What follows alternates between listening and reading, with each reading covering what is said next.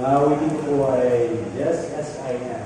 And bago po magsimula, gusto ko lang po bigyan ng short history. Sa mga hindi po nakakaalam na ang sumulat po ng Just As I Am is si Charlotte Elliott or Charlotte Elliott.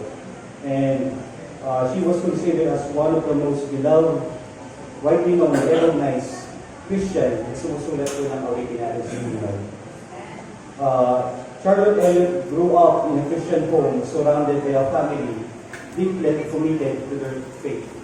But despite na si Charlotte po ay belong sa isang Christian family, hindi po siya saved. Until the time na she fell useless, depressed, and particularly seriously ill na naghatid po sa kanya bilang maging disabled at the age of 32. Si Charlotte Elliott po, siya po ay nagkaroon ng sakit that made her be disabled at the age of 32. And that's the time po na may na-meet siyang preacher that encouraged her about this song.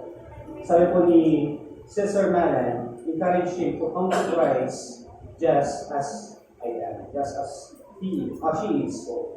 Kaya nung type po ng reflection and despair, Elliott came the lyrics, just as I am. Pouring out her heart's cry for salvation and acceptance. Kaya yung awitin po ito, ang mensahe po niya, yung pag-iyak niya na kaligtasan sa kanya.